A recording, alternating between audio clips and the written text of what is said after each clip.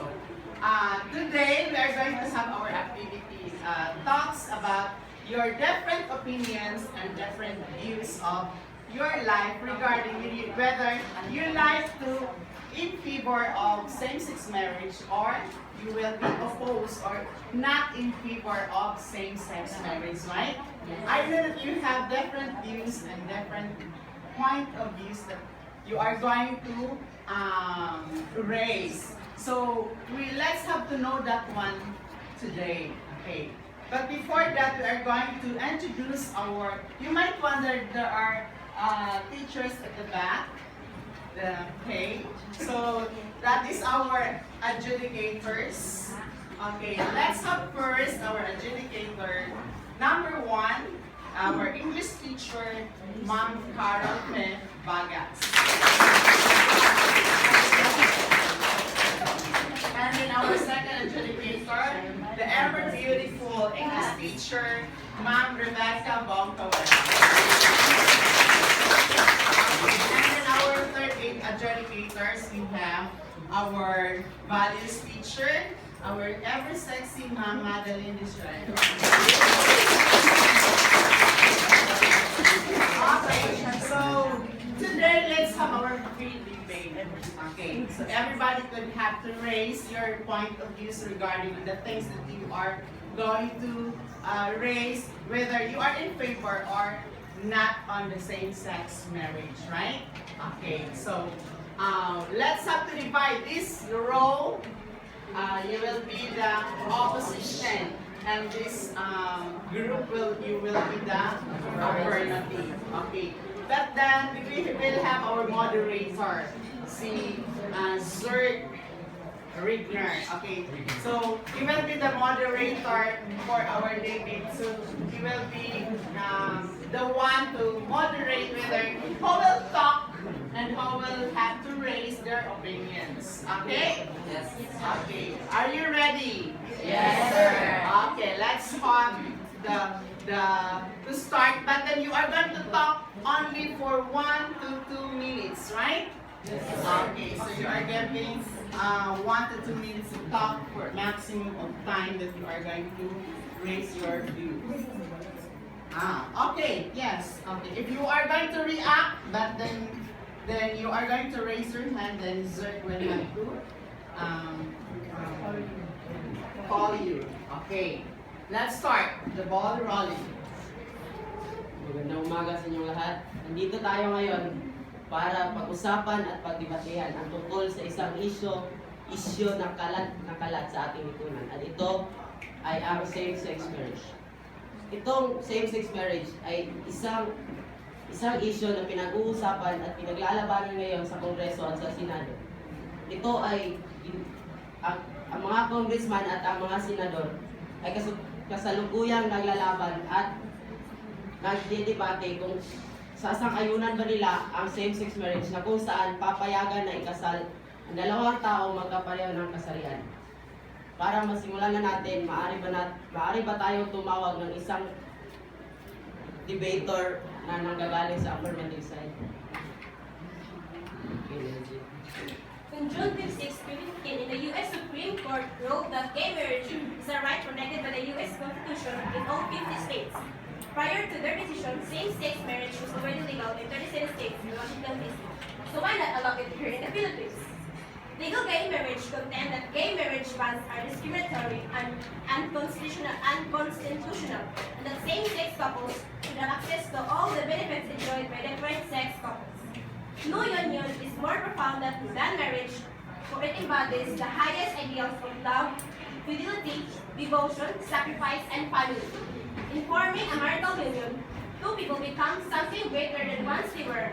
As some of the petitioners in these cases demonstrate, marriage embodies a love that may endure even past death.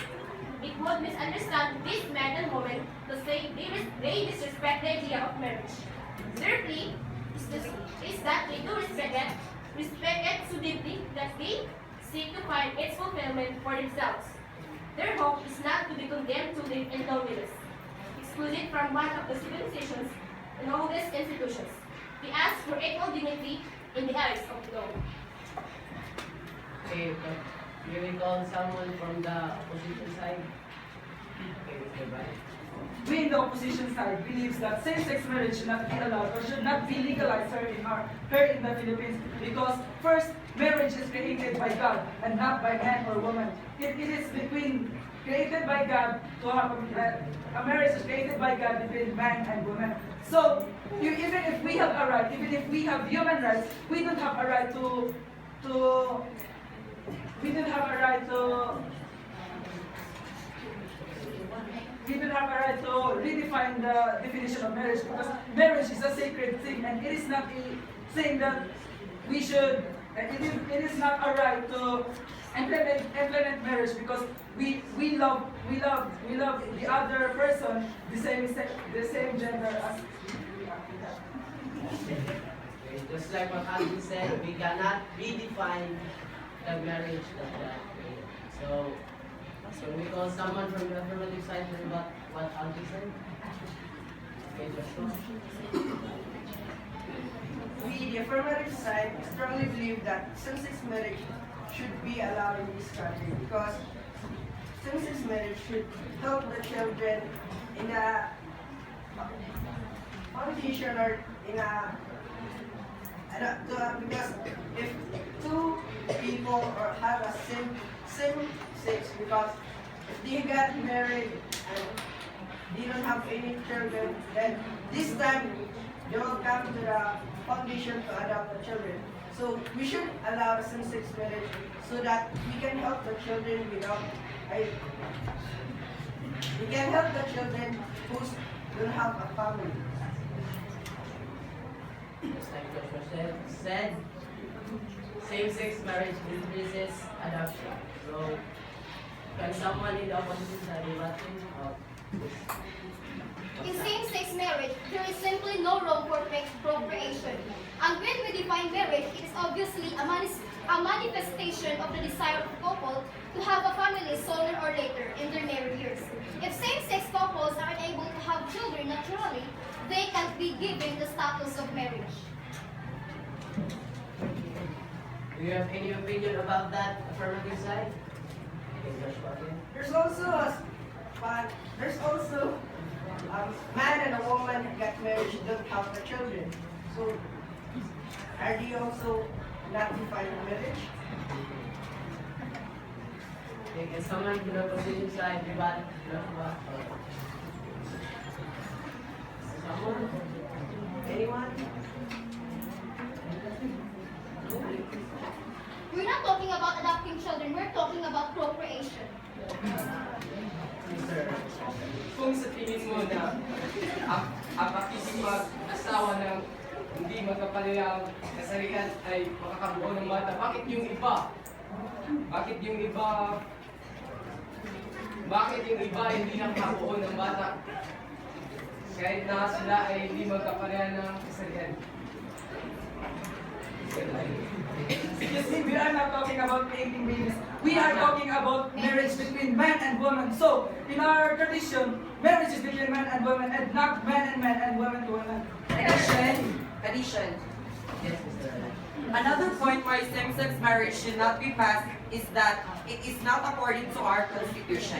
According to the revised Philippine Constitution of 1987, marriage as an inviolable social institution is the foundation of the family and shall be protected by the state. Article number 15, section number 2, one of the purposes of family in the society is to produce citizens who will continue the existential linkage.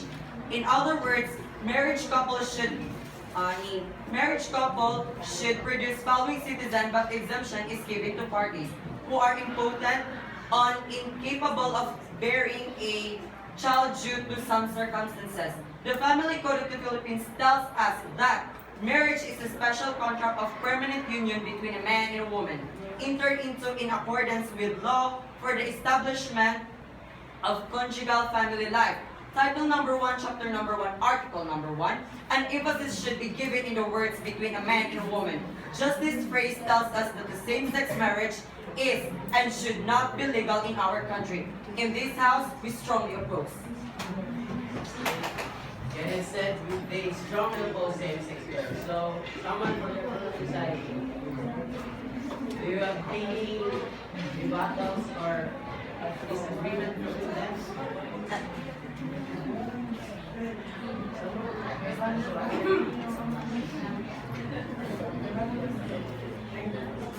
Sabi ni Barack Obama, siya pa ay Pangulo sa US, na dineklara nila ang same-sex marriage ay napababa nila ang divorce kasi mas marami pa yung mga tao na magkapareha ang kanilang kasarian na nagmamahala ng totohanan niya. Sa yung iba, hindi nga magkapareha ng kasarian, pero pagdating sa huli ay maghahanap pa rin ng iba.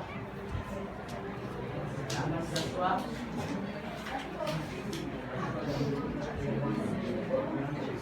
So, position side, may masasabi pa ba kayo? Okay, Mrs. Gray. Mrs. Reyes. When we love and care for many people, we cannot marry everyone. Commitment comes in many forms. If same-sex marriages are allowed, people may ask for laws which allow marrying more than one person without divorce. Whether you like it or not, there is a possibility of this.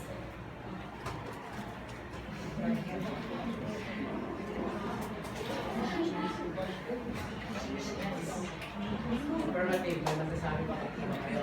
Discuss tayo. Kung sa tingin niyo na hindi magkaparehang kasarian ang nagbibigay ng tunay na pagmamahalan pagdating sa pag-ibig ay walang pinipiling kasarian kaya nakabase na ito sa pilit ng Sabi nga naman ni Alvin, nakabase ito sa pitik ng dibdib. Ngayon, samayon ba kayo na nakabase ito sa pitik ng dibdib?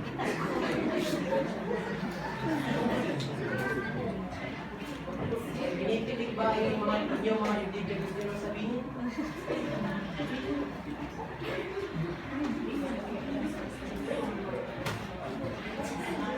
Someone? Anyone? Someone?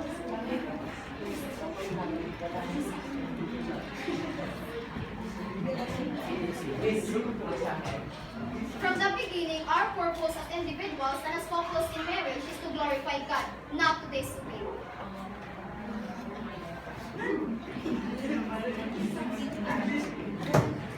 I've just read a quotation from Pope Francis earlier that even a person is a gay but he's searching for the God or for a God and has a good will, then who am I to judge them? Or who are you to judge them? Okay. Okay, We are not here to judge the other people. We are not here to judge even the LGBT group of people. We are here to fight against the same-sex marriage because, as we said earlier, same-sex marriage is between men and women, and we do not have right to disobey the God's will. You don't have the right to disobey the God's will. That's what Alvin said. So, you have someone from the side. Okay, Mr. Lutayo. wala kang kaming karapatan. Ikaw, may karapatan ka ba? Oh, we are both equally so. We don't have a right. So, you also have both right to redefine marriage. Masasabi ko ba kayo? We don't have a right to redefine marriage, but we don't have also a right. But we don't have also a right to stop gay or LGBT group to marry someone to love and they love because they are also created by God and a human. They are also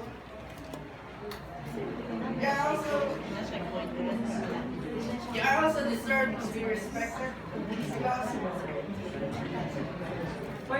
Mr. Lubati. As you said earlier, you said that you don't have the right to judge them. But we're talking about the marriage. If you were talking about the marriage, yes, we did not judge them, but it is against the natural law. It is against the natural law. Do you agree, affirmative side? Mr. Excuse me, how can we allow gays and lesbians to marry if the Bible calls on them to be executed?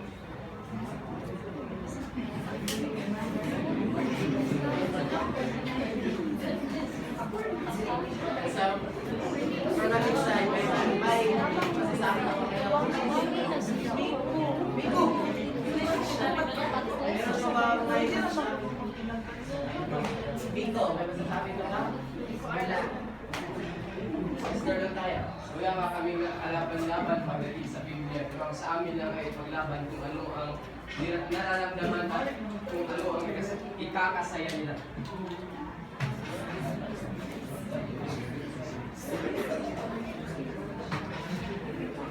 Sabi ni Alvin, wala silang kalaban-laban sa Biblia. Point of information. We're talking a while ago we're talking about the marriage. Then you were talking now about the feelings. Yes. Then are you willing?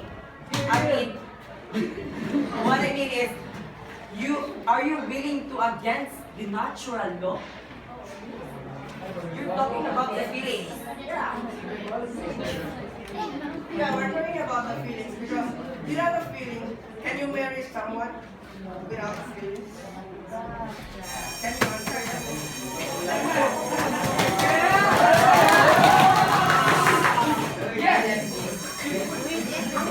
Mr. Biden. We undergo marriage, so this includes feelings. You cannot marry a person if you don't have a feeling, but it has a limitation. If a man have a feeling to another man, no, there's a limitation. There's a boundary. There's the boundary. Go, Joshua. That's why we are here to propose to you that same-sex marriage should be allowed in this country. That's why we are proposing that we don't have the right to redefine marriage. Yeah, we don't have a right to redefine marriage, but we have a right to love someone. Yeah, but we are talking about marriage, not by love. We're talking about marriage, not love. No. Affirmative side, do you have anything or something to say about that? Someone? Mr. Tayo. Paano bubuo ang kasalan kung walang pagmamahalan? Kaya namin may pagmamahalan, pero kung ang lalaki, nagmamahal sa lalaki, wala nang kasalan.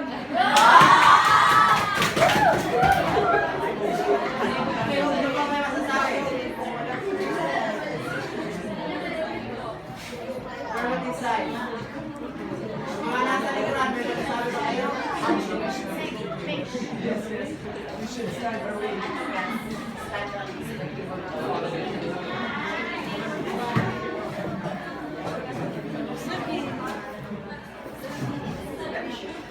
Can we hear your addition?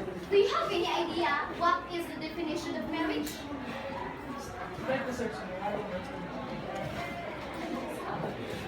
Kasi dyan ay hindi ko masasabi na intindihan ko rin. No, we're talking about the definition of marriage that it is between man and woman, not man to man or woman to woman. Marriage is between man and woman, not man to man. So do you agree affirmative side? Do you agree or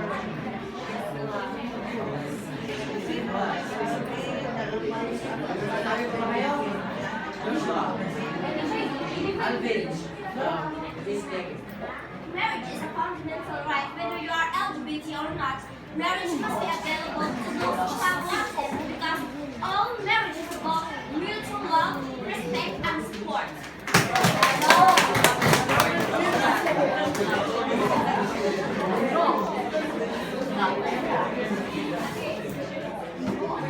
Excuse me, you're talking about the mutual support. Are you sure that both of them are having just a mutual support? Don't you think that either one should be supported and one to be benefited? Yeah.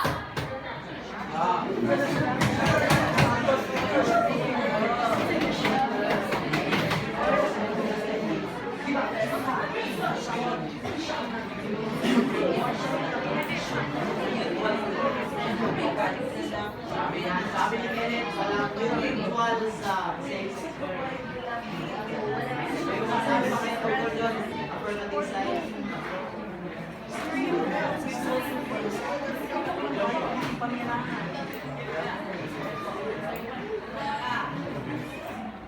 Wala na, ay makukuha lang naman natin yung support sa isa't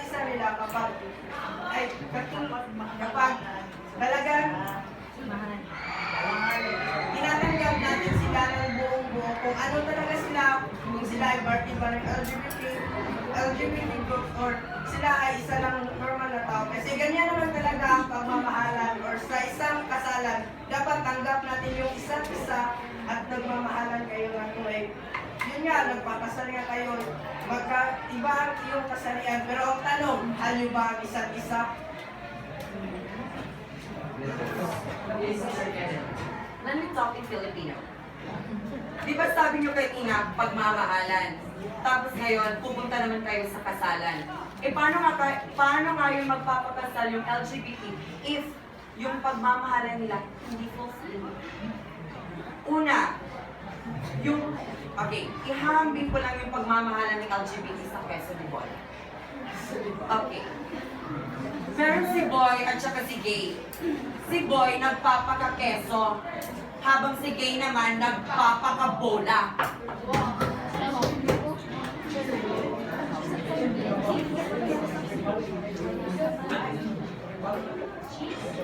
Sabi ni Kenneth, kapag ang same-sex marriage ay mahabing sa keso bola, ang boy ay ang keso at ang gay ay ang bola.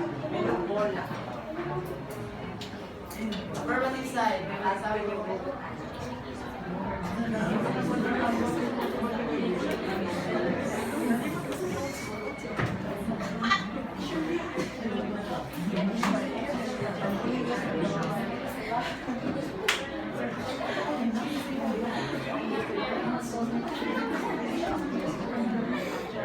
Miss Bea. There is also the fear of changing the image of marriage for the generation that follows and creating more and more reason for people to lose faith in this institution.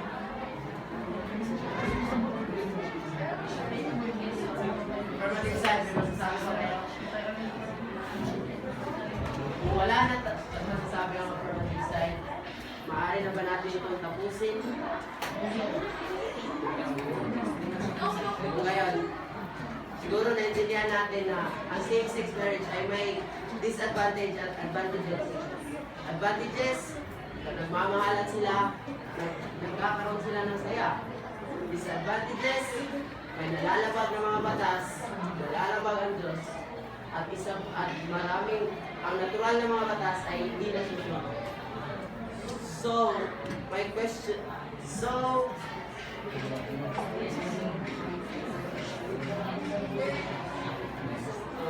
bago natin ito tapusin, maaari pa nating tanungin ang mga hurado kung ano ang kanilang opinion at kung sino sa palagay nila ang nagbigay ng mas matimbang na at matibay na ebidensya. Chairman. Mrs. Okay, this is just all of us will give our comments now. First point, I want to say I am on the side of the affirmative, right? That you are pro same-sex marriage. Even before, I am very pro same-sex marriage because first point, they want to protect the marriage. No, the man, they want to protect the relationship, not the marriage. They want to protect the relationship because they want to exercise the freedom given to the relationship between a man and a woman. That's why they want to have it to legalize the marriage. So that's why I want them also to experience the freedom of the marriage between the man and a woman. Let's give them the freedom. Why not? They love each other. When you tell me about assurance and security, there's actually no assurance and security between a man and a woman, a married man and a married man and a woman. No? So that's it. Thank you. But I want to give a judgment. I want not to give my opinion about same-sex. Thank you, Mrs. Lagay. May we call on Mrs. Mugawin for her. Thank you, Bert. My comment would be on the debate as the activity. So both sides, I would like to congratulate you for presenting. However, However, this is what you're going to remember when you will have a debate. Next time around, when you will be having this kind of activity, be sure to present good evidences and then make some reference.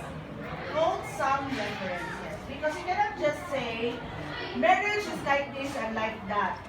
The definition of marriage should be a union between a man and a woman. Who said so? Anybody could just say so, right? Yes. So to make your point very very weighty, or to make your point very strong, you should quote somebody who is an authority to say so.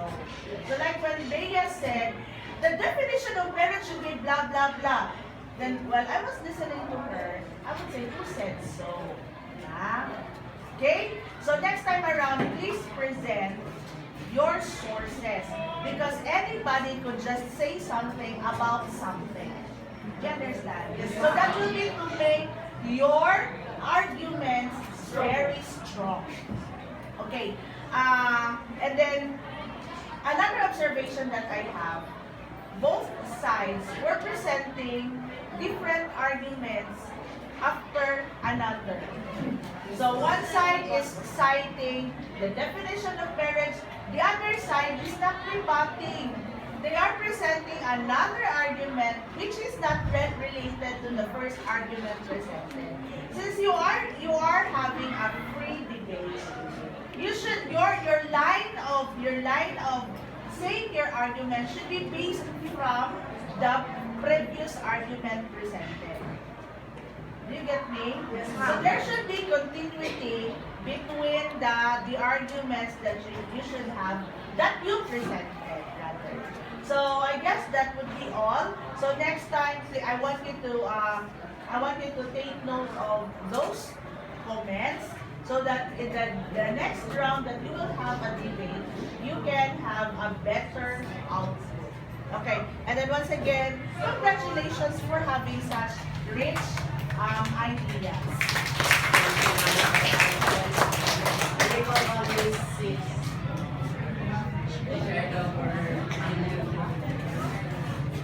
Okay, so just like what Mrs. Bonco said, so it's a very good or very good sign for the both sides that they do have their points to argue.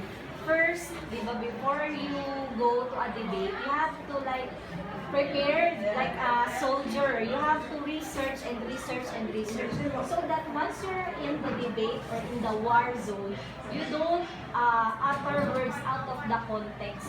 So there will be a continuity. So whether you're affirmation or opposition, you have to research and you have to fight with all your might against what is being argumented. And then, don't be shy. What I've observed is there are students who do have their ideas, but they don't have the guts to tell or to say it. I don't know why, but diba, we already talked about fear. Once there is fear, you'll always be a huge elephant with a chain on their legs. So what hinders you to express what you feel? Diba?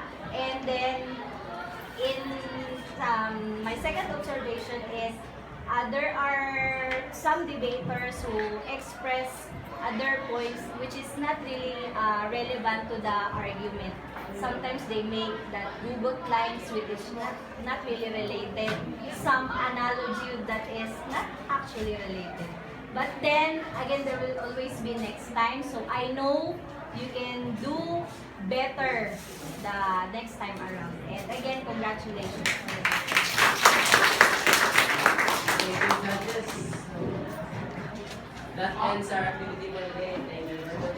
Okay, so we can have to learn different ideas and different point of views from the students and from the judges. So you know that Ma'am Rebecca Boncawit is one of the coach of the debate in the Misamis Oriental, and they are also a finalist of the David last time, right? So you have already learned what you are going to do. The next time we are going to have our debate.